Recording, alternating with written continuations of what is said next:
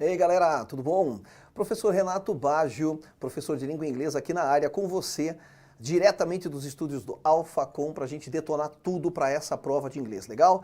E aqui a gente vai fazer um estudo bastante gradativo, você vai ver, tá? Bem escalonadinho, bem bacana para você ir fazendo a aquisição de todo o conhecimento e obviamente que a gente não veio aqui para fazer mais do mesmo, né? Vai ter muita coisa da qual você nunca ouviu falar, eu recomendo que você anote tudo, tá certo? Começamos com a nossa primeira aula sobre pronomes pessoais, olha aqui ó, personal pronouns, dá uma olhadinha na sua tela aqui ó. Você já cansou de ouvir falar desses caras aqui ó? Se você estudou inglês alguma vez na sua vida. Dá uma olhadinha na diferença entre eles. Nós temos dois tipos de pronomes pessoais. Os chamados subjective pronouns, deixa eu marcar aqui para ti, olha lá, os subjective pronouns e os objective pronouns, que obviamente vão ter relação com os seus nomes. Olha aqui para mim um pouquinho. Vamos lembrar bem rapidinho o que é um sujeito, o que é um objeto de uma frase. Sujeito é aquilo ou aquele que faz a ação do verbo, certo? Então, para você descobrir um sujeito no inglês, você faz igual no português. Você olha para o verbo e pergunta quem ou o que fez a ação. Simples assim, legal? E aí você vai achar o sujeito. O objeto não é necessariamente uma coisa. Então aqui o grande problema é a gente não cair em tentação de ir para o conceito comum dessas palavras. Sujeito não é sempre uma pessoa, objeto não é sempre uma coisa. Se o sujeito é aquele ou aquilo que faz a ação do verbo, o objeto é aquele ou aquilo que sofre a ação do verbo. Legal? Então veja que como fica fácil com esse exemplo que eu vou te dar. Se eu tenho um exemplo simples, ó, a menina quebrou a janela. Bem simples mesmo para a gente pegar. A menina quebrou a janela. Menina fez a ação, ela é sujeito da frase. E a janela é objeto por quê? Porque é uma coisa? Não, porque sofreu a ação de ser quebrada. Tudo bem? Então a menina quebrou a janela, menina sujeito, janela objeto. Aí você fala, pô, mas deu certinho, né? Deu certinho, o sujeito é uma pessoa e o objeto é uma coisa. Tá, mas vamos mudar a frase um pouquinho. E se eu disser, a bola machucou a menina? Quando eu digo a bola machucou a menina e pergunto para o verbo, quem ou o que machucou? Opa, quem ou o que? A bola machucou. Bola é sujeito. Não é uma pessoa, mas é sujeito gramatical da frase. E a menina é objeto. Mas ela não é uma coisa, sim, mas ela é objeto gramatical da frase porque sofreu a ação de ser machucada. Simples assim, e aí a gente traz isso para os pronomes. Olha o nomezinho, pronome. Pronome é aquilo que substitui o nome. Vem comigo, olha só que bacana isso aqui. Olha só que bacana isso aqui, ó. A palavra pronome, ela tem dentro dela a palavra noun. Se você não sabia, a palavra noun significa substantivo. Então, peraí. Então o pronome é aquilo que substitui o substantivo. Exatamente. Então em vez de você dizer, o Renato me dá aula de inglês, você pode falar o Renato e você pode falar ele. Ah tá, mas então você é substantivo, professor? Sim, sou, você também é. Né? O que é substantivo? Eu, você, sala, quadro, cadeira, luz, enfim, mesa, é substantivo. Então, pronome é aquilo que substitui o substantivo. E vale a pena saber esse nominho aqui em inglês, hein? Saber os nomes gramaticais das coisas passou a ser importante nas provas de inglês. Então, saber que noun é substantivo. Então, pronome, ó, noun, nome, no sentido de substantivo. Legal? Aí dá uma olhadinha aqui, então, no que a gente acabou de falar. Olha aqui, ó, na nossa telinha. Subjective pronouns funcionam como sujeito da frase, ou seja, aquele que faz a ação do verbo, mas a gente já sabe disso, ó, lá do português, né? Assim sendo, são usados antes do verbo. Isso é bem importante, eu vou melhorar essa frase, hein? Os pronomes sujeitos são usados antes do verbo ao qual se referem. E por que eu digo antes do verbo ao qual se referem? Porque uma frase pode ter mais de um verbo. Faz sentido, não faz? E os pronomes objetos, ó, objective pronouns, funcionam como objeto da frase, portanto indicam quem sofre a ação do verbo, sendo usados depois do mesmo. Legal? Bem tranquilo? Outra observação para você prestar atenção. Tem dois nomezinhos aqui que o pessoal usa, tá? Tem gente que chama de subjective, conforme você viu ali, e tem gente que chama de subject pronouns. Tem gente que chama de objective, mas há quem chame de object pronouns. Tanto faz, é tutto la stessa cosa, va bene? Então o que acontece aqui, dá uma olhadinha. Vamos falar um pouquinho sobre esses caras aqui, ó, né? Que estão aqui na nossa telinha. Quer ver? Fecha aqui, ó. Ó.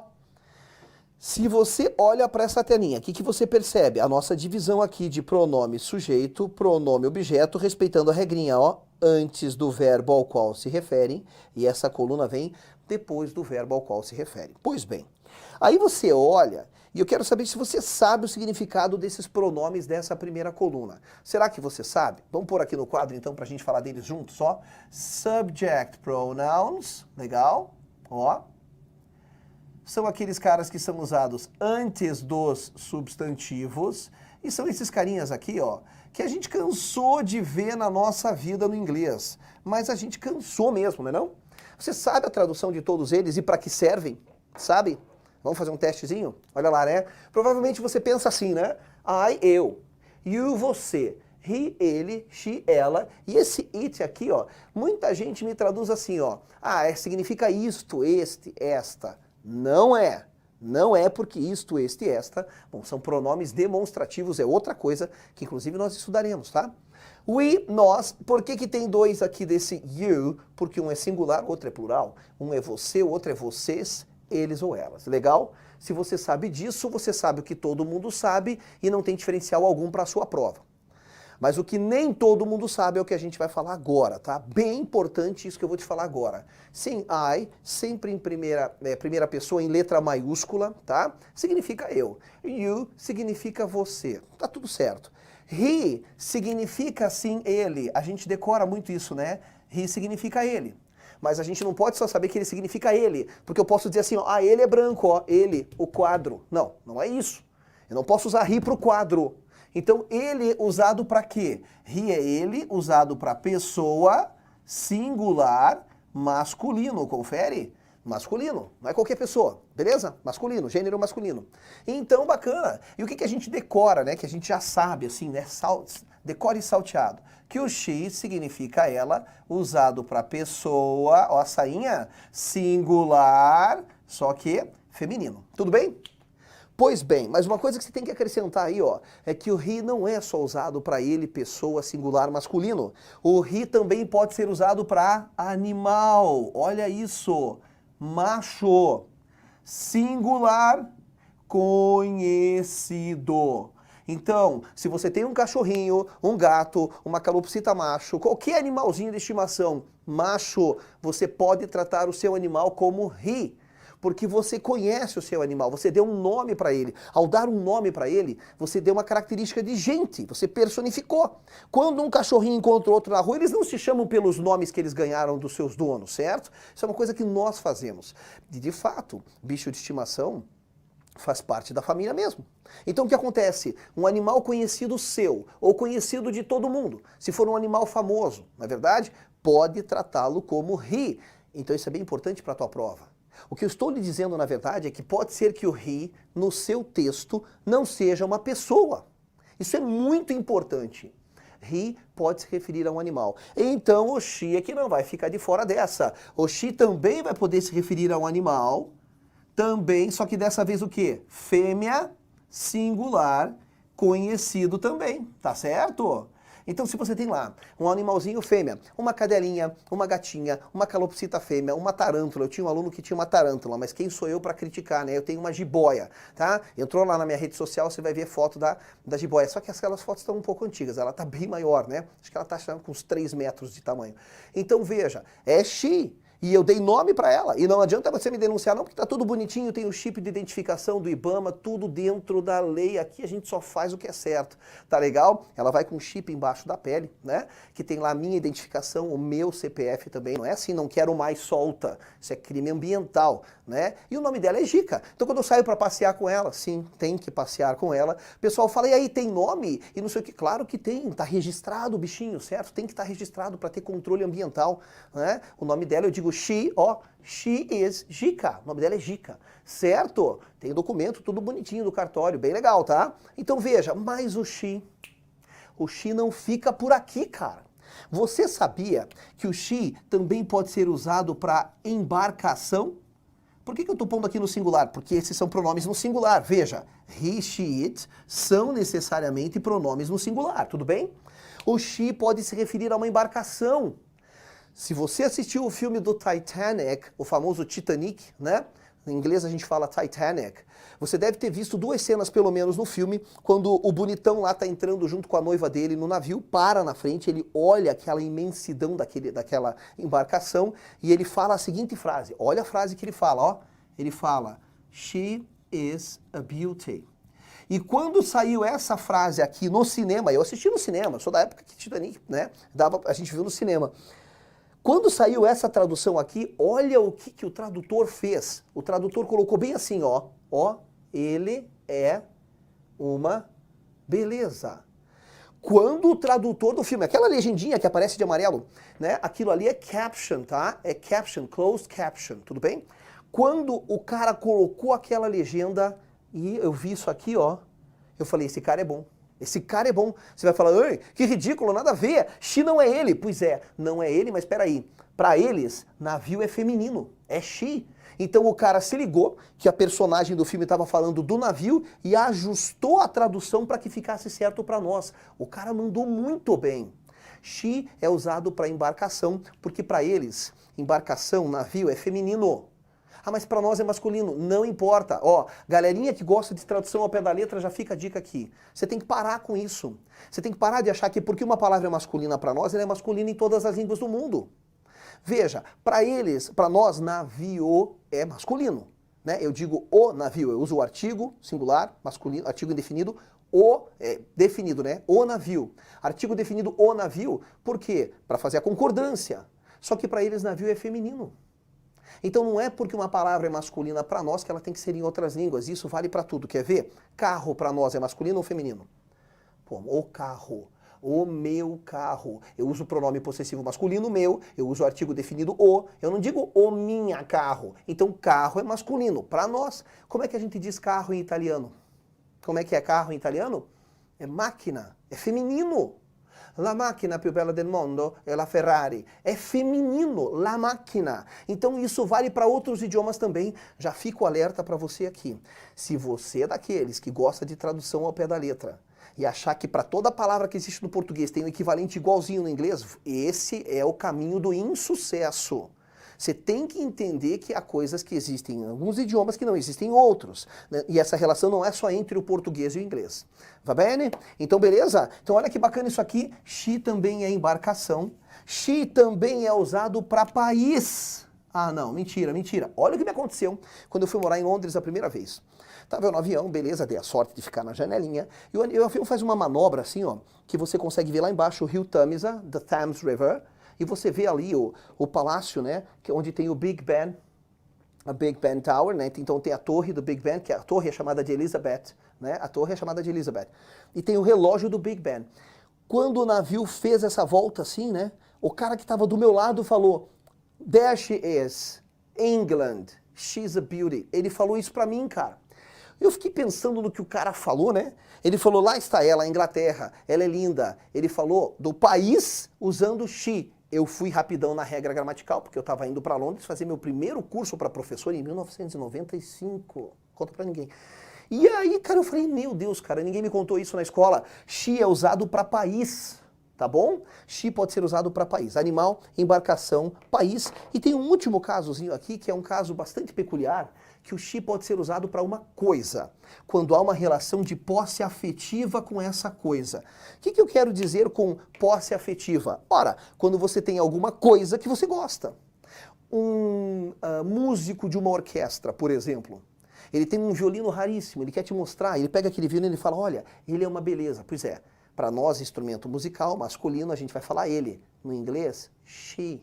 She is a beauty, a mesma frase lá do Titanic, só que agora se referindo ao violino, certo? Por quê? Porque além de ser um instrumento, alguma coisa, tem um apreço do cara, o cara gosta daquele instrumento, né? Faz parte do trabalho dele, faz parte do que ele gosta de fazer na vida, e a gente tem realmente alguns objetos, coisas, que a gente gosta mais, que a gente não empresta, que a gente tem ciúme, de coisas mesmo, né? Então posso me referir a isso como she. Tudo bem? Então, por que isso aqui é importante? Para você parar de achar que he é sempre uma pessoa e she é sempre uma pessoa. Porque às vezes o pronome he ou she estão fazendo alusão a outras coisas no nosso texto. E veja como isso aqui é interessante, né? Veja como isso é interessante. Então, então não é o it que vai ficar de fora dessa. Se o he e o she podem indicar outras coisas, Por que que o it vai ficar de fora? Vamos falar dele bem rapidinho, um pouquinho aqui no canto? Vem comigo, olha só. Então, lembre-se agora de que o it, o it, primeira coisa que eu quero que você saiba, ele merece um asterisco, é um dos pronomes que mais cai no texto. Ele não tem tradução de nada. A tradução dele vai depender do contexto em que ele está sendo usado, e nas nossas aulas de correção de exercícios eu vou mostrar isso para você bem claro, tá bom? Mas ele não tem tradução de nada. Ele não é isto, este, esta, porque a tradução dele realmente depende do contexto em que ele está sendo usado. Tudo bem? Mas uma coisa a gente decora desde sempre na escola e que não está errado. O it, ele é usado para coisa ou animal, certo? Lembra que a gente decora isso? Pois é, não dá para colocar no plural não. Não dá para dizer que são coisas ou animais, porque esse é um pronome, esses três carinhas aqui são pronomes do singular, tudo bem? Mas olha só, como eu não vim aqui fazer mais do mesmo, deixa eu te dizer mais uma coisa que você tem que acrescentar na lista dele, Ele é usado para indicar pessoa, sim, quando a palavra que se refere a esta pessoa não define gênero, ou seja, não tem sexo definido. Como assim palavra sem sexo definido? Não é tão estranho assim não. Quando você tiver uma palavra que indica uma pessoa e esta palavra não dá para você dizer se é ele ou ela, essa palavra não define gênero, aí você vai usar o it. Quer ver como no português a gente também tem palavras que não definem gênero? Se eu te disser que vindo aqui para o estúdio, eu vi uma criança chorando na rua. Eu vi uma criança, fiquei com dó. Criança, eu vi uma criança. Você sabe se eu vi um menino ou uma menina? A palavra criança não te deixa saber se é menino ou menina, porque é uma palavra que não tem gênero. Assim como a palavra bebê. Eu estou ouvindo um bebê chorando. Tá, mas não sei se é ele ou ela, porque a palavra bebê não define gênero. No inglês, a gente tem uma série de palavras que indicam pessoas, mas não definem gênero, e que você, portanto, vai usar o pronome it caso você queira substituir. Quer ver uma situação aqui, Vamos imaginar que você estava lá na maternidade e você queria ver uma criança recém-nascida. Você queria ver lá uma criança, tudo bem? Aí o que acontece? Aí você vai lá no berçário, bate no vidro, não vai bater no vidro, né? Faz um gesto para a enfermeira, porque está lá no berçário todas as crianças dormindo, né? Aí você faz um gesto para a enfermeira e fala, eu quero ver essa dali, A criança está toda envolta num lençol, certo? Ela está ali, Você só consegue ver o rostinho de fora. Não dá para saber se é ele ou ela, mas você quer fazer um elogio. Você quer falar, que bonitinho. Você vai ter que fazer isso aqui, It is a cute baby. Cute quer dizer bonitinho, bonitinha. É um bebê bonitinho. Por que eu tive que usar o it, mesmo se referindo a uma pessoa? Porque a palavra baby aqui, não me deixa saber se é ele ou ela. E você vai usar o it até que a enfermeira ou a mamãe da criança diga, o nome dele o nome dela é. A partir do momento que você sabe se é ele ou ela, aí você passa a usar he ou she. Legal demais, né? E uma última dica, vem comigo aqui, uma última dica muito importante. Toda vez que eu pergunto em aulas presenciais, que aulas presenciais estão virando coisas do passado, né? Impressionante como a pandemia nos forçou a nos adaptar a um modelo que já vinha crescendo muito, né? Então veja, já era uma tendência já era uma tendência. Esse papo de a gente achar que é para sempre ser presencial, isso é coisa de quem não tinha visão do futuro, tá? Olha só. Quando eu lá nas aulas presenciais pergunto para os meus alunos, tá, mas o they é usado para quê? Todos eles respondem, they significa eles ou elas. Tá certo, eles ou elas, é plural. Mas é usado para quê? Né? Então veja, o they é usado para quê? Vou te dizer uma coisa, tá? A resposta que eu mais recebo é, o they é usado para pessoas. Não é. O they, olha o que eu vou fazer aqui, O they é plural desses caras aqui, desses três. Portanto, tudo que eu falei do he, she, it, e que é singular, se eu quiser falar no plural, eu uso they. Portanto, they significa eles, os rapazes. They significa elas, as garotas. They significa eles ou elas, as coisas, os objetos, as situações, as doenças, sei lá. They é plural de qualquer coisa. Legal? Não vai me esquecer disso, porque tem gente que acha que they é só para pessoas. Não é. Tá tranquilo? Bem massa? Bem bacana? São essas características que você tinha que saber que não tinham te contado. Eu, você, ele, usado para tudo que a gente falou, ela, usado para tudo que a gente falou, it não tem tradução, a tradução dele depende do contexto, mas a gente já viu para que ele serve. We, nós. Esse you é plural desse, portanto é vocês. Como é que eu vou saber se o you é singular ou plural numa frase? Pelo contexto, pela ideia geral da frase. E o they, que eu acabei de comentar. E todos esses carinhas, eles têm uns equivalentes aqui, que dá uma olhadinha na sua tela agora, dá uma olhadinha. Ó, por que é que eu coloquei um do lado do outro? Eu quero que você saiba de uma coisa agora. Deixa eu apagar tudo aqui, olha só. Eu quero que você saiba que existe uma relação, existe uma relação, cadê minha canetinha? Aí, existe uma relação aqui, ó, de equivalência horizontal. Significa que o I, ele é igualzinho ao me, só que o I é usado antes do verbo, o me é usado depois do verbo. É isso, é isso. Então, tudo que eu falei desses caras aqui, vale para esses daqui. A única coisa que muda é a posição deles na frase. Mas tudo que eu falei, inclusive a tradução, vale. Legal? Bem interessante isso? Vamos fazer um exemplo aqui no quadro para ficar claro para você. Ó, não tem problema, a gente está aqui para deixar a coisa mais clara possível.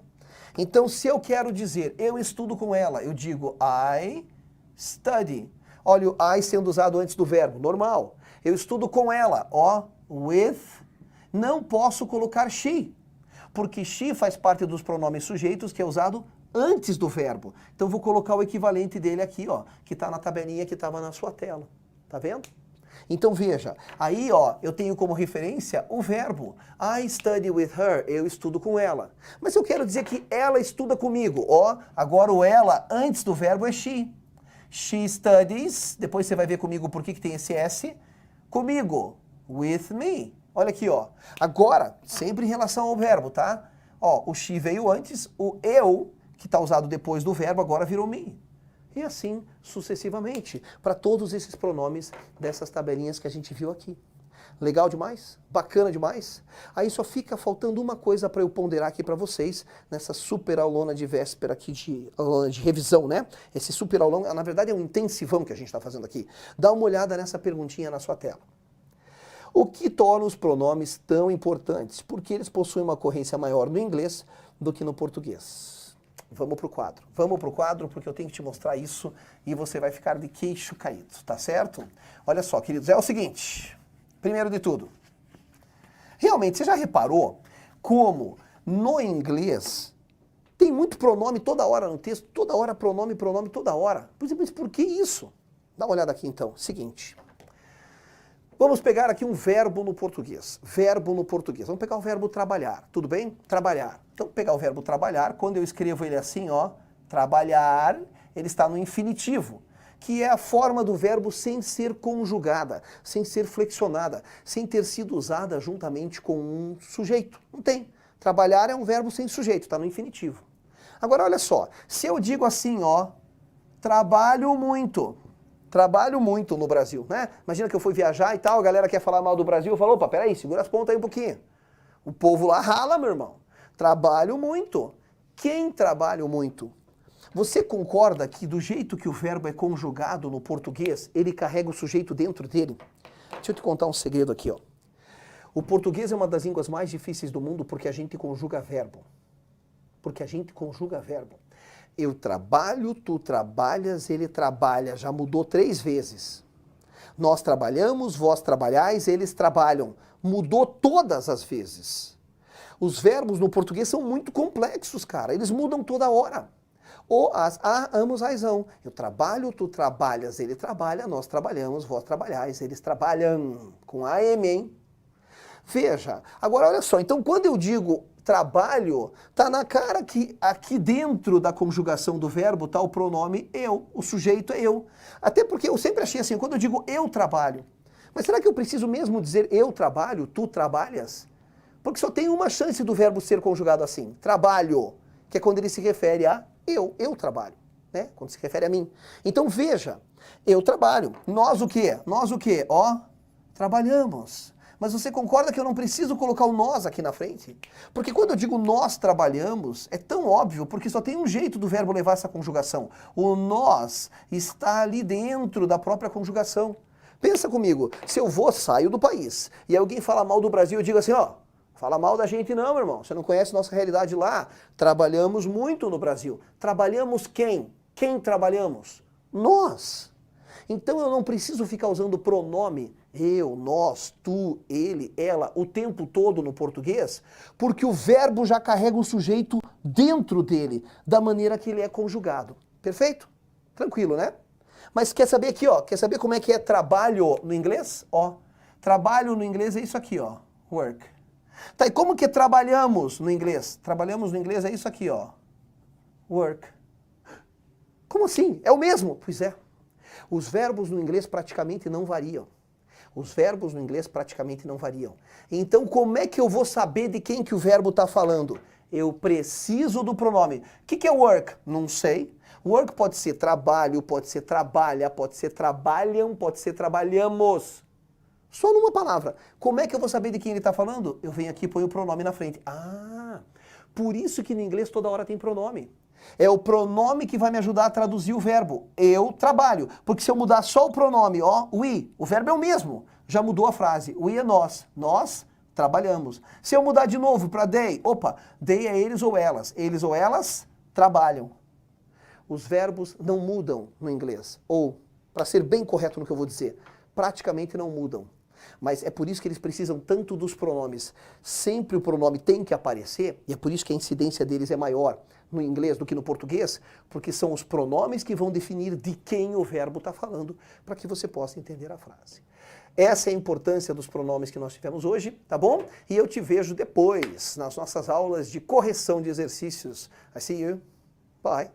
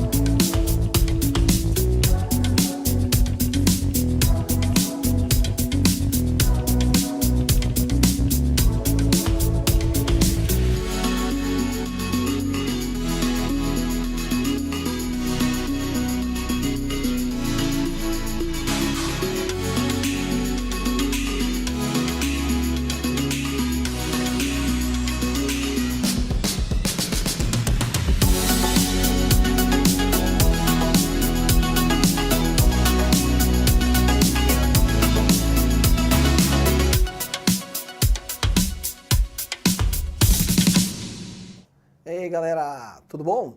Bora para a nossa segunda aula, professor Renato Baggio. Estamos aqui para falar de um tempo verbal bastante importante, tá? E olha só, vamos começar aqui fazendo uma provocaçãozinha intelectual para ti. O nome da criança é esse aqui, hein? Simple Present. Pode ser que ele apareça na sua prova assim, ó. Simple Present Tense. Embora a palavra tense tenha várias traduções, tá? Dentro desse aspecto gramatical aqui, ela significa a palavra tempo verbal. Então, o tempo verbal do presente simples, do Simple Present. Bom, não é raro quando eu pergunto para os alunos assim, tá, mas o Simple Present indica o quê? E eles olham para cá e falam, o Simple Present indica o presente. Eu falo, beleza, e o que é o presente? E eu recebo como resposta, o presente é o agora. Eu falo, tá, e o que é o agora? E aí os alunos falam, o agora é aquilo que está acontecendo. Eu falo, não, então peraí, então vamos fazer um raciocínio aqui. Então vamos ver se é isso mesmo. O Simple Present, ele indica o presente. O presente é o agora. E o agora é aquilo que está acontecendo. Tipo, nós estamos estudando. É isso? E eles falam, é isso. E eu falo, não, não é nada disso. Tudo errado. Tudo errado. Você tem que cuidar muito com isso. É a primeira vez que a gente vai falar disso, embora a gente esteja aqui no intensivão, vale a pena a gente grifar muito isso. Não se deixe levar pelo nome das estruturas. Nós estamos estudando inglês aqui à luz do próprio inglês. Então você não pode ficar fazendo comparação com o português. Já falei na primeira aula, vou repetir nessa. Se você ainda tem essa mania de tradução ao pé da letra, esse é o segredo para o insucesso. Você não pode ficar emprestando o conceito de uma língua para outra. No inglês, o Simple Present não indica aquilo que está acontecendo agora. Esse é um erro conceitual. Sabe o que é um erro conceitual? É você ter um conceito, ou seja, uma ideia errada acerca de alguma coisa. Acontece muito isso na física, quando você começa a estudar física na sua vida. Não sei se você lembra, mas é assim. O professor entra na sala de aula e fala, galera, hoje nós vamos estudar movimento dos corpos. Beleza, você fala, tá, vamos lá, vamos entender o que é isso. E aí ele faz uma pergunta capciosa. Ele diz assim, aceleração. O que é aceleração? A gente puxa exemplos da vida, né? Da vida real. Mas a vida, ela ensina coisas da vida, não coisas de concurso público. Porque se a vida ensinasse coisas de concurso público, você não estava aqui. Então não posso ficar emprestando o conceito popular das coisas. Aí o professor fala, tá, o que é aceleração? Você lembra de um conceito popular. Poxa, quando eu acelero a pedalada da minha bicicleta, a velocidade aumenta. Então a aceleração é aumento de velocidade. Isso é um erro conceitual.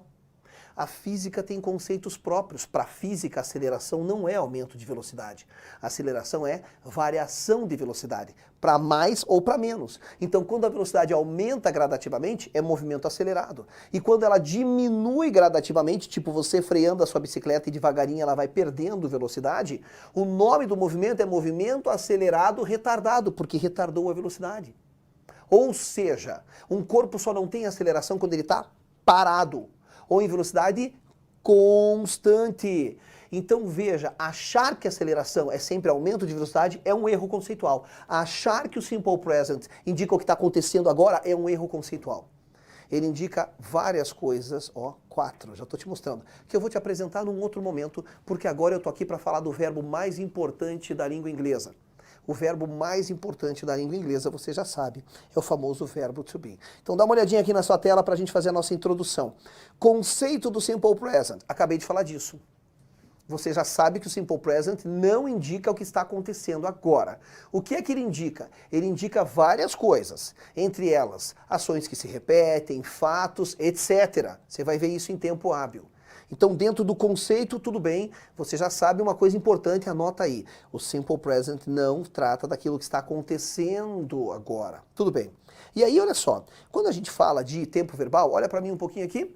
A gente tem no inglês, falando de maneira bem rasa e superficial, a gente tem dois tipos de verbos. Só dois, falando de maneira rasa, bem rasa e superficial. Nós temos o to be e o resto. O to be e o resto. Olha a importância desse cara. Verbo to be e o resto. É desse carinha aqui que eu quero falar hoje, do verbo to be. Ele é tão importante quanto parece, sim. Dá uma olhada na sua telinha. Tá aqui, ó. A gente tem dois tipos de verbos. O to be. Opa, quero minha canetinha. Deixa eu pegar aqui de novo. Tá aqui, ó. Aí, ó, eu quero o to be e os outros verbos que vão ficar para depois. Vamos nos focar nesse carinha aqui. Quem é esse tal de verbo to be que a gente tanto fala? Tá aqui o verbo to be no presente que você passou a tua vida inteira decorando. I am, you are, he is, she is, it is, we are, you are, they are. Veja, verbo to be é esta coluna. Isso aqui é pronome, que a gente estudou na aula passada. Então você não pode sair, quando você tem falado, quando você quer assim, o verbo to be conheço, I am, you are. Não, não, não. Esses são os pronomes que acompanham o verbo to be. Não vai sair recitando como se isso aqui também fosse verbo to be, que isso é um erro, tá certo? E aqui na nossa última linha, eu tenho aqui a forma contraída deles, não é abreviação. O nome certo é forma contraída, que é quando eu esmago esses dois carinhas num só. Veja, dependendo do texto pode ocorrer isso aqui, mas como as provas de inglês costumam ser tradicionalíssimas, elas não vêm com contração, porque tem uma regra dentro da língua inglesa que diz que toda vez que você vai criar um texto formal, você evita contrações. Você escreve todas as palavras separadinho, tá bom? Certo? Agora vamos lá. A grande sacada aqui é a seguinte, né? O que é que significa esse tal de verbo to be? Bom, dá uma olhadinha aqui no quadro junto comigo, ó. Quando eu tenho este to be, que a gente fala tanto, ele tem duas traduções. Ele significa ser ou estar, tá legal? Ele significa ser ou estar. Então como é que eu vou saber? Bom, primeiro ponto que eu quero te dizer aqui, o verbo to be, ele possui algumas características muito interessantes. Vamos lá? São 4 características. A primeira, ele tem duas traduções que são coisas completamente diferentes no português. Ser e estar. Segunda característica importantíssima, ele faz tudo sozinho na frase. Se ele quer ir para negativo, ele se transforma. Se ele quer fazer pergunta, é ele que passa para frente da frase, porque no inglês, em toda pergunta, alguma coisa passa para frente da frase. Então veja, o verbo to be, ele é o único verbo principal da língua inglesa que é totalmente independente, que ele faz tudo sozinho na frase. Ele tem uma terceira característica, ele cria tempos verbais. Então, ó, ele tem duas traduções, ele faz tudo sozinho na frase, já vou te mostrar. Ele cria tempos verbais, não vou te mostrar hoje, porque não quero misturar as coisas. E tem uma quarta característica ainda, que é em caráter de curiosidade, que ele abre portas na sua cabeça para outros idiomas. Legal? Então dá uma olhada aqui, ó. Quando você tem uma frase usando o verbo to be, por exemplo, she is tall, ela é alta. Veja que o verbo to be veio sozinho na frase. É muito importante isso. De novo o gesto aqui, ó. Existem dois tipos de verbos no inglês, o to be e o resto. To be e o resto. Ou você usa só o verbo to be neste tempo verbal, ó, eu sou pontual no que eu falo, seja pontual no que você ouve, tá? Então vamos lá, cuidado, estou falando de simple present. Ah, mas eu ouvi falar uma outra coisa. Estou falando de simple present. Vem comigo, olha aqui, ó. Neste tempo verbal, existe o to be e o resto. O que é o resto? Todos os outros verbos. Ou você usa só o to be no presente, ou você usa só os outros verbos no presente. Junto não dá. Sabe por que eu digo isso? Porque, enfim, né? Eu tenho uma escola de inglês, às vezes eu estou fazendo a entrevista ali, que é o teste de nivelamento do aluno, para saber em que nível ele vai entrar, né? Hoje, claro, a nossa escola ela é 100% online, mas veja, eu faço essa entrevista. E aí eu já tive aluno dizendo assim para mim, vem comigo. Ele disse assim, ó, I am work every day. O cara disse para mim, eu trabalho todos os dias. I am work every day. Eu acho que muitos de nós sofreram tanta lavagem cerebral de verbo to be na infância que acha que toda vez que eu falo I, tem que dizer am, I am. Não. Depende. Ó, não existe isso aqui, macetinho do tio Rê. No inglês não se repete duas vezes a mesma coisa. Olha que macete top, não precisa anotar porque eu vou repetir isso o curso inteiro. No inglês não se repete duas vezes a mesma coisa. Que coisa? Qualquer coisa. Tipo aqui, ó, verbo to be no presente, com outro verbo também no presente. Opa, presente com presente dá o que eu chamo de pleonasmo gramatical, dá choque, dá conflito, dá confronto. Então, isso aqui não existe. Ou você diz I am, ou você diz I work, tá certo? É isso. Ou um ou outro. Tudo bem? Isso aqui junto, ce n'est pas possible, não existe. É por isso que eu estou falando do verbo to be sozinho, em separado. Combinado? Tranquilo? Então veja, ele veio sozinho aqui. E ele vai sempre ser usado sozinho neste tempo verbal. Acho que ficou claro. Então veja, quando ele vem aqui, ele é um verbo independente, ele faz tudo sozinho. Então se eu quero fazer a negativa, ele mesmo se transforma. Ele se soma com o not para gerar o isn't. Claro que dá para deixar separado também, e a diferença quando eu digo assim, she is not tall, né? Ela não é alta, é porque quando eu quero fazer ênfase. Eu vou separar o not do verbo quando eu quero dar ênfase na negativa. E eu te falei aqui que em toda pergunta no inglês, alguma coisa passa para frente. Então, se eu quero transformar esta frase, ela é alta, em pergunta, fica assim, ó. O verbo to be passa para frente da estrutura. Is she tall? E por que isso é importante? E por que é importante você lembrar que no inglês sempre, numa pergunta, alguma coisa passa para frente? Porque no português eu só mudo a entonação da minha voz. Já reparou nisso? Ó, ela é alta. Ela é alta. Se eu quero transformar em pergunta, é a mesma sequência de palavras, só muda a entonação da minha voz e eu digo, ela é alta? No inglês, não. Em toda pergunta no inglês, alguma coisa passa para frente. Tudo bem? Bom, feito isso, o mesmo vai acontecer com outros verbos to be, certo? Dá uma olhadinha aqui então comigo, ó. Dá uma olhadinha aqui, ó. Olha que massa. Se eu digo, por exemplo, eles são amigos, ó. They are friends. De novo, no presente, verbo to be está sozinho aqui, não tem outro verbo com ele. Quero fazer a negativa. Ué, vou mexer no próprio verbo to be, porque ele faz tudo sozinho na frase.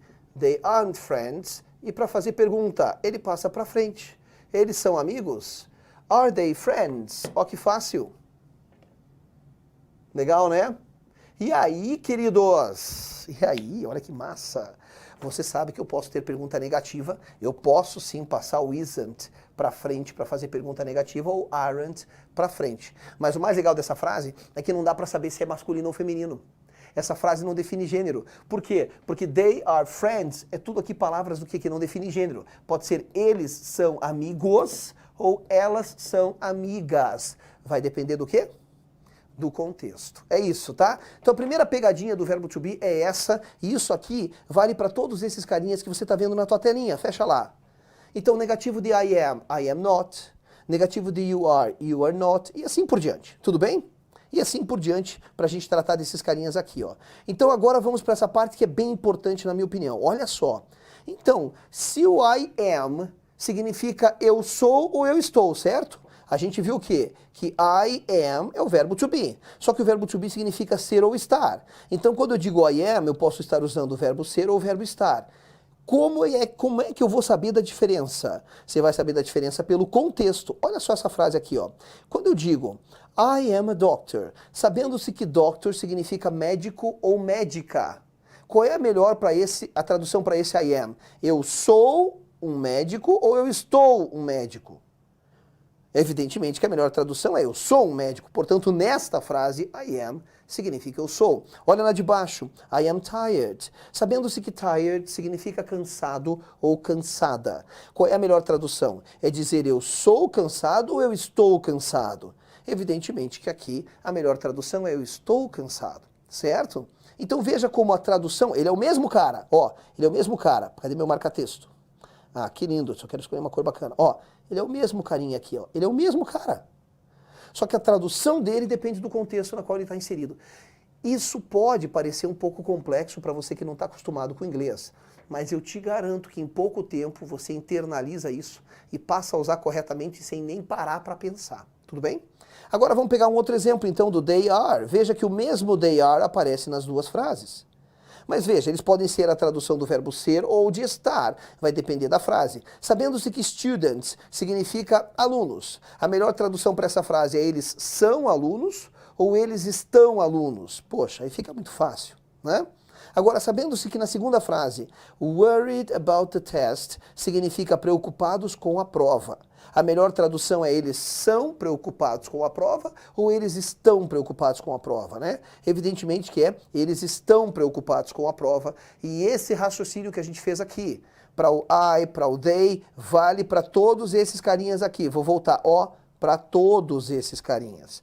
Todos esses vão assumir a tradução de ser ou, nossa senhora, deixa eu escrever bonito aqui, ó, ser ou estar. Meu Deus do céu, essa nova ferramenta de escrever. Vão achar que a minha letra é horrível, mas eu me adapto até o final desse curso, tá? Vai estar bem linda essa letra aí, fica tranquilo. E aí, olha só, queridos, pô, sensacional isso aqui, não é não? Agora, veja que interessante. Quando a gente fala de form, a gente está falando de estrutura. Então, anota aí do ladinho. A palavra form, ela significa forma. A palavra form, ela também significa formulário. Formulário que você preenche, formulário de inscrição, sei lá. Mas a palavra form, aqui na gramática da língua inglesa, ela significa a palavra estrutura. Então, qual é a estrutura do verbo to be? Eu não te disse que ele faz tudo sozinho na frase? Eu te disse que ele faz tudo sozinho na frase. Então, veja, ele vem sozinho, ó. E para fazer negativa, ele mesmo se transforma. Tá vendo aqui, ó? Pode ter a forma contraída. E para fazer pergunta, ele passa para frente, ó. Ele estava depois do I e ele passou para frente, tá? I am tired significa eu estou cansado, ou pode estar no feminino essa frase, eu estou cansada. Negativa, I am not tired, ou I'm not. Se você já viu esse tal de ain't, deixa eu escrever aqui, ó. Meu Deus, ain't. Acho que fica mais fácil fazer assim. Tá? Se você já viu esse ain't aqui em algum lugar, ele não é necessariamente o negativo de am, tá? E, na verdade é uma forma popular que o americano usa muito e que pode substituir o I am not, mas não é oficialmente o negativo de I am, tá bom? Não é. Então tá bom. E aí olha só, toda pergunta básica, o que é uma pergunta básica? Am I tired? Eu tô cansado? Ela gera uma pergunta complexa. É a mesma estrutura, veja, a mesma estrutura, só que eu só vim aqui na frente, ó, e coloquei um pronome interrogativo. Why am I tired? Sabe quando você se pergunta, nossa, por que eu estou tão cansado? O que eu fiz? Será que eu dormi mal? Enfim, a gente faz perguntas para si mesmo também, né? Então o fato é que toda pergunta básica gera uma pergunta complexa. Eu tenho mais exemplos para você, para a gente falar disso, porque está previsto no seu edital. O seu edital disse assim, quero short answers. Opa, vem comigo aqui.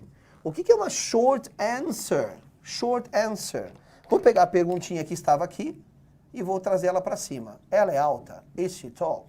Digamos que você vira para mim e você fala, poxa professor, estou namorando uma pessoa nova, tenho uma nova namorada. E eu fico curioso e eu pergunto, ela é alta? Sei lá, perguntei esse troço aqui, tudo bem? Você pode me dizer duas coisas. Perguntas chamadas de yes, no questions são aquelas perguntas cujas respostas só podem ser sim ou não. E isso está previsto no seu edital, ele foi bem claro. Né? Edital de carreiras militares é muito legal porque eles são muito claros no que eles querem. Então ele quer que você saiba dar respostas curtas. Veja, quando eu pergunto, is she tall? Estou perguntando, ela é alta? Eu posso dizer yes or no. Geralmente uma pergunta que vai ter como resposta yes or no, ela começa assim direto com o verbo. Ela não tem um pronome interrogativo, entende? Ela começa assim, ó. Ela é alta? E aí, bom, como eu estou usando o próprio verbo to be, é ele que vem para cá para poder criar as respostas negativas, tudo bem? Queridos, uma coisa aqui importante, muito importante que eu vou te falar agora. Porque o teu edital previu isso, anota o que eu estou te avisando agora. Nas respostas curtas, eu nunca posso contrair isso aqui. Eu não posso. A gente viu que quando eu digo she is tall, ó, eu tenho forma contraída e eu posso dizer she's tall. Isso aqui está certo, mas essa frase é afirmativa. Em respostas curtas são chamadas no inglês de short answers. Olha aqui o nominho delas, ó. Short answers, que são essas que começam com sim ou não. Não posso juntar esse cara. Não posso, na afirmativa, juntar o she com o is. É separado. She is. Tudo bem? Não posso juntar. Legal? Tranquilo? A mesma coisa aconteceria aqui, ó. Are they friends? Eles são amigos? Eu posso dizer yes, they are. Não dá para juntar aqui na afirmativa. E posso dizer no, they are not. Ou posso dizer no, they aren't. Aí aqui pode na negativa. Assim como aqui também pode ser no, she is not. Eu posso separar esse isn't em is not. E veja que interessante isso. Então fecha na nossa telinha para você dar uma olhada, ó. She is nervous. She's nervous. Todas as palavras terminadas por O-U-S tem som de schwa, que é este símbolo fonético esquisito no inglês, que tem som de a. Não é nervous e nem famous. É com som de a. Nervous, famous, mountainous, dangerous, e não sou eu que inventei o som da língua, isso é estudo de fonética, tudo bem? Então veja, tá lá o verbo to be sozinho, na negativa ele se transforma, sozinho de novo, she isn't nervous, e na pergunta ele passa para frente. Is she nervous? E aí como é uma pergunta de sim ou não, eu tenho essas respostas possíveis. Yes, she is. tem que ser separado na afirmativa. No, she's not, ou no, she isn't. Dá ainda para dizer assim, hein? No, she's not. Aí pode, tá bom? Isso pode. Meu Deus, como a letra muda da gente nesse negócio. O último exemplo que a gente tem aqui, ó, tá vendo? Com are. Só para você ver que é tudo padrão, é sempre a mesma coisa. We are lost, que significa nós estamos perdidos. Negativa, we aren't lost, nós não estamos perdidos. E para fazer pergunta, ele passa para frente. De novo, virou uma perguntinha de sim ou não, uma perguntinha que a gente chama de yes, no question. Aqui estão as short answers. Tudo bem? Are we lost? Yes, we are. No, we are not. No, we aren't. Também daria aqui para dizer assim, ó, we're not. Também daria para fazer isso aqui, tá bom? Com um apóstrofo aqui. Legal, né? Muito bacana, é tudo muito fácil. Vamos para o quê? Vamos para a próxima parte agora, que é o simple past. Se você sabe usar verbo to be no presente, você sabe usar ele no passado. Então aqui a gente vai ser muito mais breve. Agora, olhe de novo para mim. A gente não viu que no presente existem dois tipos de verbos quando a gente fala de maneira bem rasa, bem holística, o to be e o resto? Pois bem, então no passado, adivinha só, a gente vinha estudando simple present, agora só mudou para o nome simple past, mas você perceba que eles continuam fazendo parte, olha aqui, ó, deste hall de tempos verbais chamados de simple. Então, pô, estudamos o simple present, agora vamos para dentro desse mesmo hall de tempos verbais chamados de simple, estudar o simple past, ok? Ou past, como dizem os americanos, eu ainda sofro um pouco de influência do inglês britânico quando eu morei em Londres, tá? Simple past. E, cara, é a mesma coisa. Se no simple present eu não posso misturar verbo to be com outro verbo também no presente, no simple past eu também não posso misturar verbo to be no passado com outro verbo também no passado. Não dá. Ou você usa só o to be, ou você usa os outros verbos. Shundo, não dá, não pode, tá bom? Então dá uma olhadinha aqui, ó. Olha lá. Isso é muito importante, o conceito do simple past. Ele indica ações completas no passado. Nesta aula falaremos somente do verbo to be. Mas já anota uma coisa aí. Ação completa, no nosso entendimento, é aquela ação que começou e terminou no passado. O simple past faz jus ao nome dele aqui, ó. Ele não estabelece relação com o presente. Ele não possui relação com o presente. Isso é muito importante. É muito importante e quando nós falarmos do simple past propriamente dito, eu vou deixar isso bem claro para você. Mas saiba agora que ele faz jus ao nome dele. Significa, por exemplo, olha aqui para mim um pouquinho, que quando eu digo assim, eu tomei banho, e se eu usei o simple past, que não possui relação com o presente, tá no nome dele, hein? Não tem como você esquecer. Se eu uso o simple past para dizer que eu tomei banho, eu tenho que estar seco, meu cabelo inclusive. É. Por quê? Porque se você tomou banho, mesmo que o banho tenha acabado, se o cabelo está molhado ainda, o cabelo molhado é resultado do banho que já aconteceu no presente. O simple past não admite isso. Ele não admite nem resultado, nem consequência no presente. Então tem um outro jeito de você dizer que alguém tomou banho, se a pessoa está com o cabelo molhado ainda. Mas não é o simple past. Entendeu? Então pode ter uma pergunta interpretativa na prova. Uma pergunta interpretativa seria assim, ó. John tomou banho. Took a shower. Tá? Imagina que ele deu uma perguntinha assim, ó. E ele faz uma afirmação aqui em cima que é a seguinte, ó. O cabelo dele está molhado. Veja, verdadeiro ou falso? Como é que eu sei que essa frase aqui é falsa? Porque quando eu uso o simple past, indica que, ó, tá no nome dele, ele rompeu com o presente. O cabelo molhado seria uma relação do que aconteceu no passado com o presente. Um resultado do banho no presente. Mas o simple past não admite resultado, consequência ou continuidade no presente. Então, quando eu uso o simple past para dizer que o John tomou banho, significa que o banho acabou, que o cabelo secou, que ele já secou, que não há nada mais desse banho nele. O banho já foi, já acabou. Tá bom? Ele pode até estar sujo de novo e precisa de outro banho. É isso. Então, essa alternativa aqui estaria falsa. Tá? É isso que eu quero dizer com o simple past, não admite relação com o presente. Bem importante isso, né? E quem sabe o verbo to be no presente, sabe o verbo to be no passado. Dá uma olhadinha aqui, ó. Olha lá. De novo a gente tem essa separação, aqui, ó. E de novo vale a mesma coisa. Ou você usa só o to be no passado, ou você usa só outros verbos no passado. Junto não dá, vamos ao verbo to be. Eu fiz questão de pôr aqui o verbo to be no presente para você relembrar e qual é a forma dele no passado. I am, passado I was. You are, passado com som fechado, you were. He, she, it is, he, she, it was. E o restante tudo were. Então você de cara nota que o verbo to be possui uma, duas, três formas dele no presente, que as outras aqui só repetem, e no passado ele possui uma, duas que se repetem. O verbo to be no passado só tem duas formas, mas ele continua sendo a mesma coisa. Ele continua sendo o verbo ser ou o verbo estar. Olha como minha letra está melhorando. Então, se ele é o verbo ser ou estar, como é que funciona a tradução dele? Pô, vem pro quadro comigo, eu quero que você veja isso, eu quero que você veja isso, de tão legal que é. Olha só, se você já sabe agora que o I am, estou pegando como exemplo I am, tudo bem?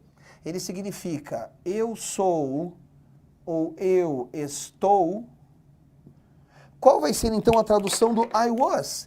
Por quê? Porque eu acabei de te mostrar na tabelinha que o passado de I am é I was.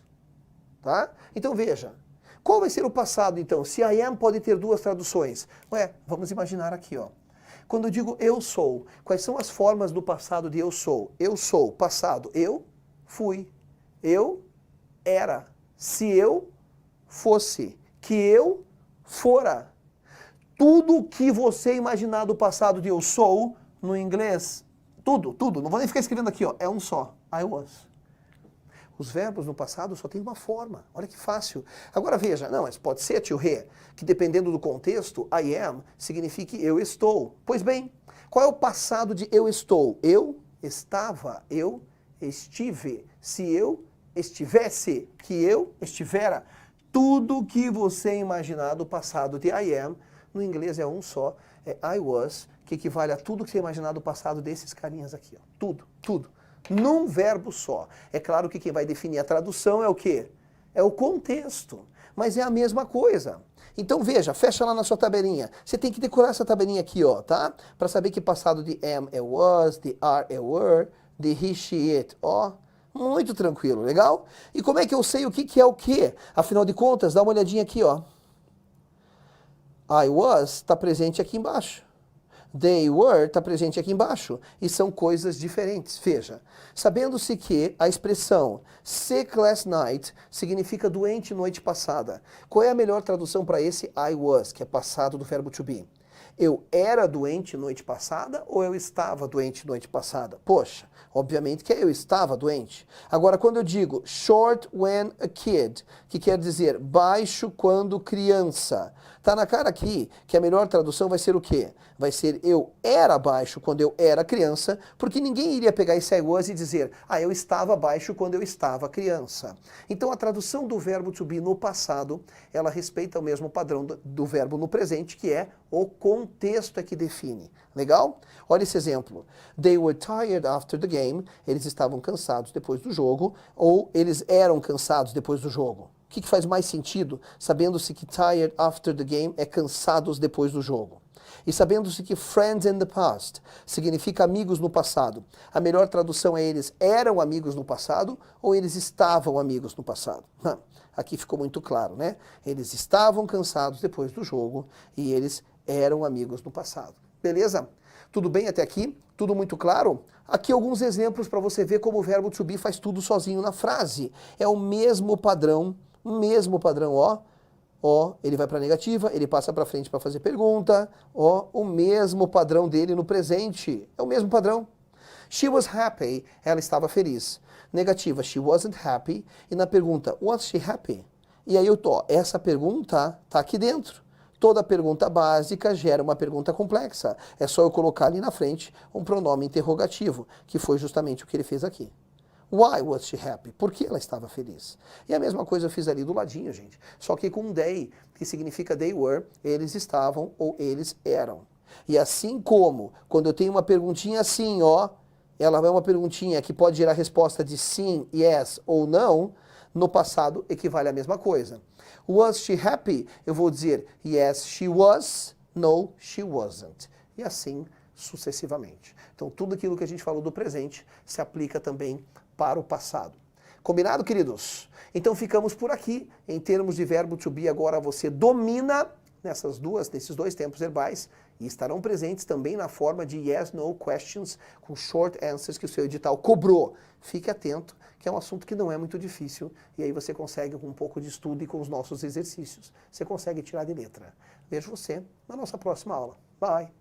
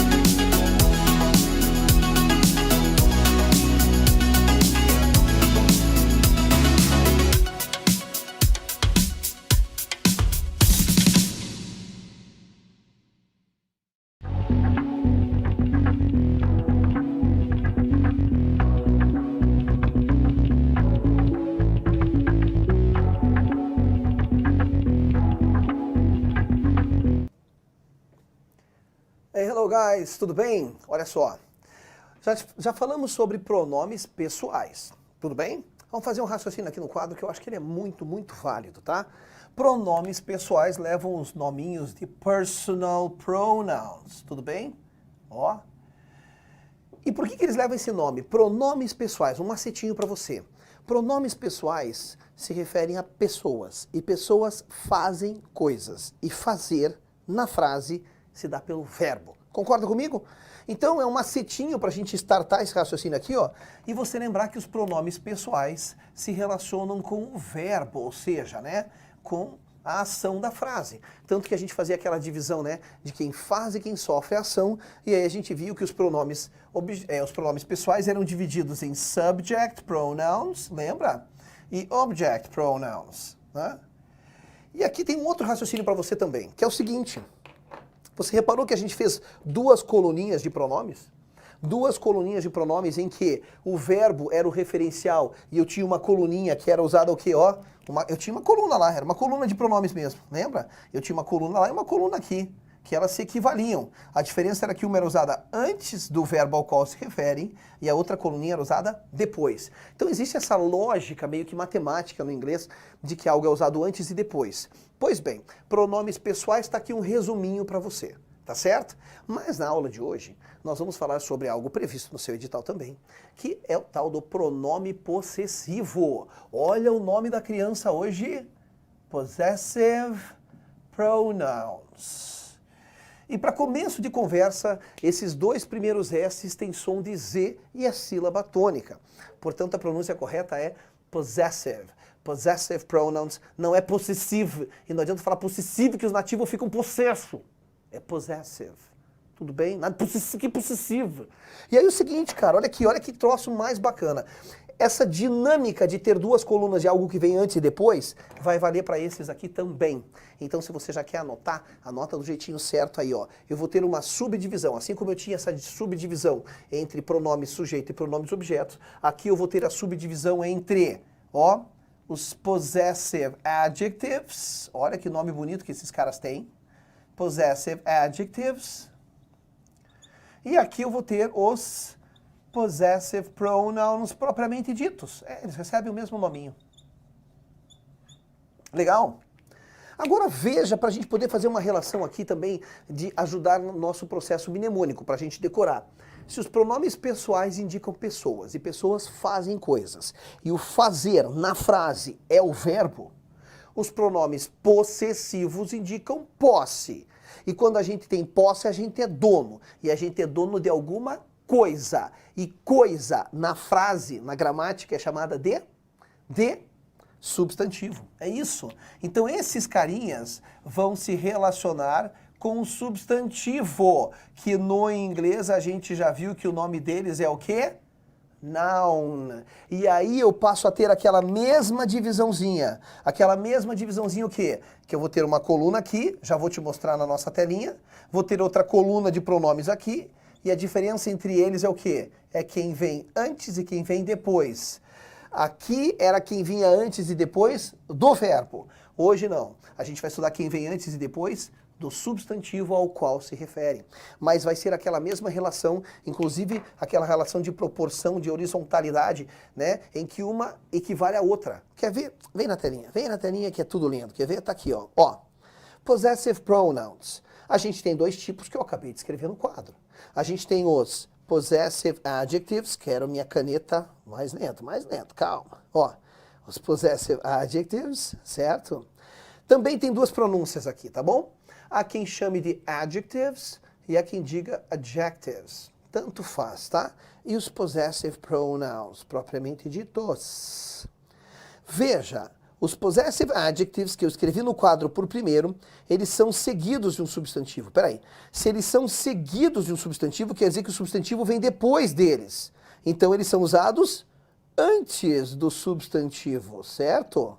Agora veja, os possessive pronouns não podem ser seguidos de um substantivo. Significa que não tem substantivo depois deles. Por quê? Porque eles é que vêm depois do substantivo. Opa, depois.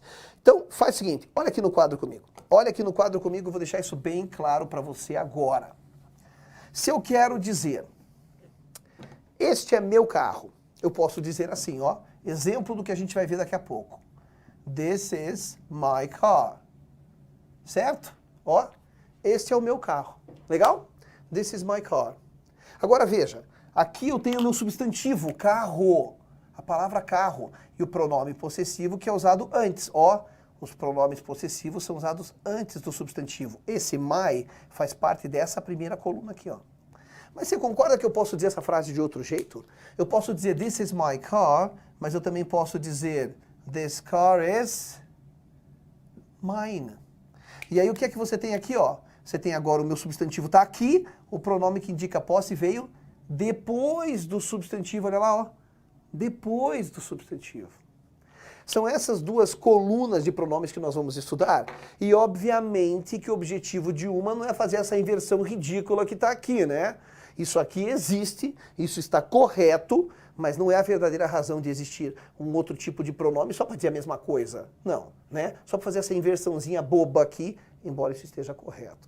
Então dá uma olhadinha na sua tela aqui, porque isso é bem importante. Olha lá.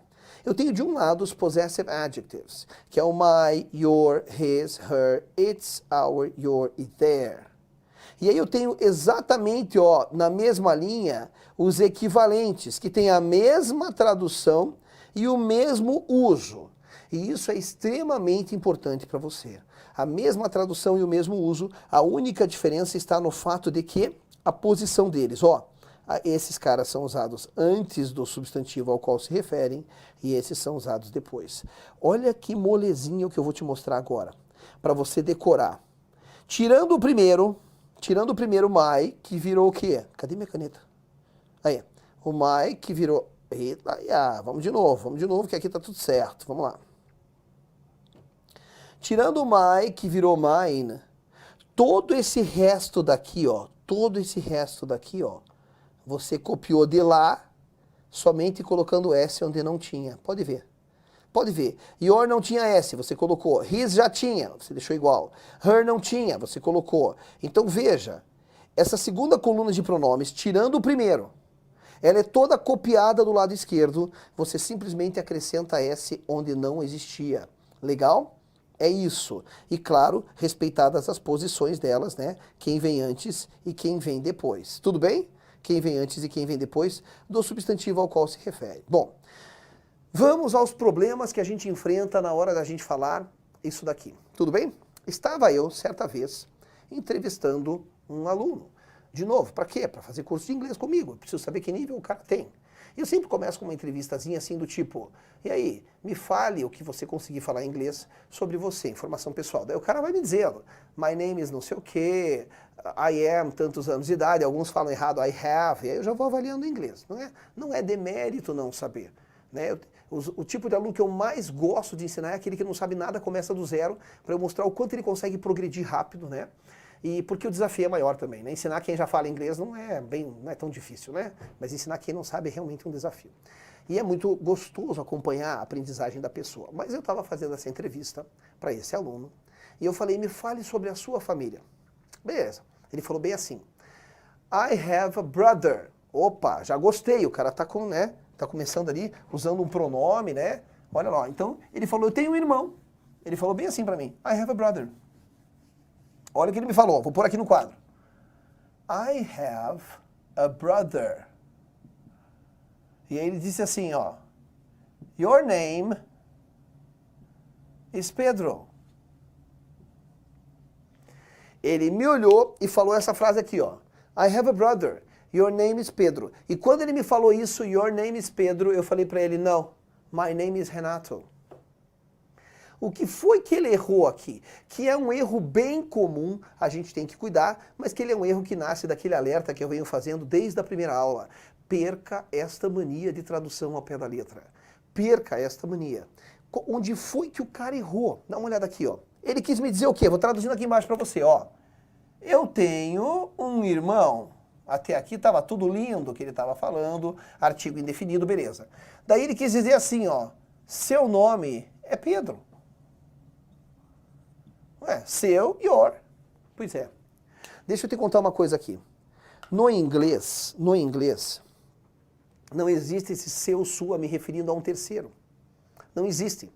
Se eu falar your, é porque é o seu, você que está falando comigo agora. É isso. Então não existe seu, sua, me referindo a um terceiro. Ah, eu fui ao restaurante, encontrei a Carol, né? E seu carro é lindo. No estacionamento, eu vi ela pegando o carro no estacionamento, é um Audi lindo. Seu carro. Se você falar para alguém em inglês, your car is an Audi, a pessoa vai falar, o quê? Meu carro é um Audi? Então passa para cá, cadê? Entende o que eu quero dizer? É assim, ó. No português eu posso usar seu, sua, para me referir a alguém que nem está aqui. Né? Ó, eu tenho um irmão, seu nome é Pedro, sua esposa é não sei o quê, sua casa fica num bairro nobre. Eu estou usando o seu, sua para falar do Pedro e ele nem está aqui. No inglês não existe isso. Então, olha o que eu vou te mostrar aqui, fecha na telinha. Se eu estou falando do Pedro, deixa eu pegar minha caneta, ó. Se eu estou falando do Pedro e eu quero dizer, eu tenho um irmão, o nome dele é Pedro, eu só posso usar, ó, o pronome que equivale ao Pedro não é he, só posso usar o pronome possessivo his. Dele, o nome dele é Pedro. Não posso falar your, porque your só se usa para a pessoa com quem você está falando. Your significa seu, sua, da pessoa com quem você está falando. Beleza? Se eu estou falando da Ana, Anna, e eu quero falar, poxa, a Ana tem uma casa linda, sua casa é enorme. Não tem esse seu, sua. Se eu estou falando da Ana, Ana é ela. E qual é o pronome que equivale a ela? É her. Então vou montar um macetinho aqui no quadro para você, infalível. Vem comigo aqui para você entender isso e nunca mais cometer esse tipo de erro. Como que ele tinha que ter dito aqui para ele falar certinho? Ele tinha que ter dito, his name, o nome dele é Pedro. E não your name, que eu acabei entendendo que ele estava falando que o meu nome é Pedro. Olha só, nós estudamos um dos pronomes pessoais, tá? Vamos pôr direto o nominho dele aqui, ó, que fica mais fácil. Nós estudamos os subject pronouns, tá? E esses subject pronouns eram I, you, he. Lembra deles? She, it. Primeira aula nossa. Esses caras são referência para tudo. Agora, nós estamos estudando os pronomes possessivos. E eu acabei de falar dos possessivos adjetivos. Possessive adjectives. Quem são eles? O my, o your, o his, o her. Certo? Ó. Nosso, our e... Peraí, her... Ah, faltou its. Vamos lá. It's, our, your e their. Veja, os pronomes possessivos têm essas coisas que a gente mostrou na tabelinha, que vai ter uns que são usados antes e outros que são usados depois. Mas ele sempre se refere a esta primeira coluna de pronomes. Então, se eu digo eu, o pronome que equivale a eu é meu. Se eu digo você, o pronome que equivale é seu, sua. Por isso que esse seu, sua não pode ser usado para falar de uma outra pessoa. É seu, sua, você. Por quê? Porque ele vem do you, você. Se eu estou falando do Pedro, ó, o Pedro lá da minha frase, Pedro é ele. O único pronome que equivale a ele é dele. Olha lá, nada de seu, sua. Se eu estou falando da Ana, Ana é ela. O único pronome que vai poder ser usado para indicar a posse da Ana é her. Nada de your, seu, sua casa. Capisce? Va bene? Não é tão difícil se você lembrar desta relação, tá? Nós equivale ao pronome our. They equivale ao pronome their, deles ou delas. Certo? Isso é muito importante. E segundo aspecto importante para a gente destacar aqui é, para que serve essa segunda coluna de pronomes? Então, vamos lá. Vou deixar isso aqui. Além de estar lindo, é importantíssimo, tá? Agora vamos lá. Da aula de hoje, veja, isso é da aula de hoje. Isso é da nossa primeira aula. Da aula de hoje a gente tem dois pronomezinhos que a gente está estudando, ó, que são os possessive adjectives e os possessive pronouns propriamente ditos. Que eu acabei de lhe ensinar um macete que é o seguinte. Tirando o primeiro my, que vira mine, ó, todo o resto eu copio daqui. Eu vou copiar daqui colocando S onde não tinha, lembra? Ó, ó que molezinha. Só estou copiando daquele lado e colocando S onde não tinha. Opa. Ó. Legal, né? Muito fácil. Agora veja. Vimos na nossa telinha que esses caras são usados antes do substantivo ao qual se refere e esses caras são usados depois. Portanto, aqui no meio sempre está o substantivo, sempre está o noun. Tudo bem? Sempre está ele ali. Tranquilaço? Beleza? Tudo bem. Mas é claro que a finalidade desses caras não é fazer aquela transformaçãozinha boba que estava escrito no quadro. Para que é que esses caras existem, afinal de contas, se eles têm a mesma tradução e também indicam posse? Qual é a finalidade? A finalidade é a seguinte. Esses caras são usados para que você não repita aquilo que já foi dito anteriormente no texto. Porque em qualquer discurso que a gente tem, ou qualquer texto, fica feio ficar repetindo a mesma coisa sempre. Fica feio. Então veja só o exemplo que eu vou dar aqui, ó. Digamos que eu diga o seguinte, ó, este é o meu livro. This is my book. E aquele, né, já usando pronomes demonstrativos, a gente vai ter uma aula só para eles, mas provavelmente vai ser uma aula muito curta, porque eles são muito fáceis, tá? Este é o meu livro e aquele, ó, and that is your book. Ó, este é o meu livro e aquele é o seu livro. Tudo bem? Olhando para essa frase aqui, ela tem erro gramatical? Ela tem erro gramatical? Não, né? Por quê? Porque está aqui meu substantivo. A aula de hoje está falando de pronomes possessivos que se relacionam com o substantivo. O pronome my foi usado antes, tá? Mas ele está aqui, ó. Ele é usado antes mesmo. E aqui, ó, de novo, outro book. E o pronome your foi usado antes, tá? Mas olha aqui, ó. Your. Ele é usado antes mesmo. Então, do ponto de vista gramatical, essa frase aqui não tem erro. Ela está lindona. Essa frase não tem erro do ponto de vista gramatical, mas do ponto de vista estético ela está feia.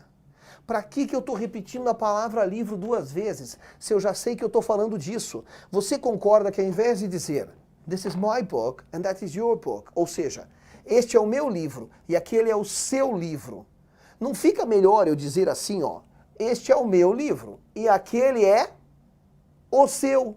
Eu posso pegar todo esse bloco aqui, ó, e substituir por este o seu. É para isso que servem essas colunas aqui, ó.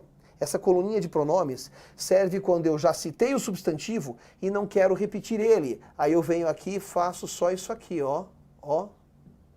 Vamos ver se deu certo? This is my book and that is yours. Isso aqui some. Este é o meu livro e aquele é o seu. O seu o quê? Livro. Já foi citado anteriormente. Então, a finalidade desses carinhas que existem aqui, ó, com S, é você não precisar repetir algo que já foi citado antes. Para eu não precisar repetir, eu tiro tudo isso aqui e coloco só um pronome, que inclusive continua dando a ideia de posse, né? Este é o meu livro, posse, meu. E aquele é o seu. Agora, olha que interessante. E aí ele continua respeitando a regra. Porque quando isso aqui some e entra o yours, esses caras não são usados, ó, depois do substantivo ao qual se referem, no momento em que isso aqui desaparece. Olha, agora vai desaparecer mesmo, ó. No momento em que isso aqui desaparece, ó, sumiu, tá? E aí eu substituí pelo quê? Substituí pelo yours. O yours continua vindo o quê? Depois do substantivo ao qual se refere. O my, antes do substantivo ao qual se refere. Então a verdadeira finalidade dessa segunda coluna de pronomes não é você fazer aquela transformaçãozinha que eu fiz antes, né? This is my car, this car is mine. Não, é você fazer isso aqui, ó. E aí a pergunta clássica de prova é assim, ó. O pronome yours da frase tal se refere a quê? Pô, ele se refere a algo que foi anteriormente mencionado, né? Aquele yours se refere a book. Tudo bem? Pô, é muito show, né? É tanto show que eu trouxe para você de quebra aqui um pouquinho de pronomes reflexivos. O pronome reflexivo são aqueles carinhas que nascem da partícula self, que agora virou moda e você fala de selfie e etc, né? Então você sempre está falando de, vamos fazer uma selfie. Então tá bom. Bom, self está muito na cara que dá a ideia de que é algo que retorna ao causador, certo? A partícula self, quando surgiram, né, os restaurantes aqui no Brasil chamados de self-service, lembra disso? Por quê? Porque eu posso servir alguém. Tá, então eu sirvo alguém. Mas o que é self-service? É servir a mim mesmo. Eu me sirvo. A ação retorna ao causador dela. Concorda comigo? Eu posso, por exemplo, uma maquiadora pode maquiar alguém. Ela vai lá e maquia alguém, certo? Mas ela pode maquiar a si mesma. Então é O quê? A ação retornando ao causador. Os pronomes reflexivos, eles sugerem isso, porque o próprio nome já sugere isso, né? A ação retorna ao causador. Mas eles não fazem só isso. E é isso que nós vamos ver agora no finalzinho dessa nossa aula. Dá uma olhadinha aqui, ó. Reflexive pronouns. Eles concordam com os pronomes pessoais, ou seja, com os sujeitos das frases, e podem se referir ao próprio sujeito ou ao objeto da frase, possuindo 3 usos que nós vamos ver agora. O mais importante agora está aqui, ó. Está aqui. Eu repeti exatamente a mesma listinha de pronomes que eu precisei repetir no quadro, que são aqueles pronomes sujeito, que são os primeiros que a gente estudou no nosso curso. E por que eu disse isso aqui, ó? Os pronomes sempre concordam com os pronomes pessoais. Sempre. Por quê? Porque myself significa a mim mesmo. Então eu só posso usar ele com o sujeito eu. Eu não vou poder dizer assim, ó, ai, ela cortou a mim mesmo. Não, não faz sentido isso. Não. Então veja, por que cada um deles também possui essa relação aqui, ó, direta de proporcionalidade aqui, ó, com os pronomes sujeito que lhes dão origem?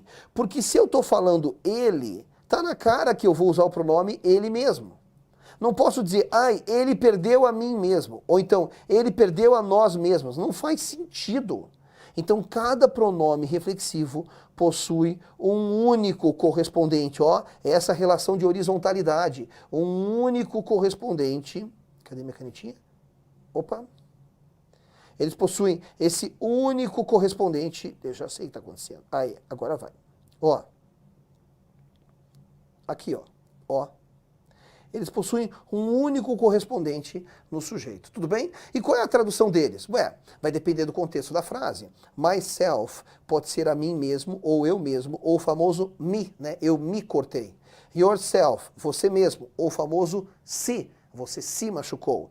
Himself, ele mesmo. Herself, ela mesma. O itself vai ter tradução que depende do it, como it não tem tradução, ambos dependem do contexto.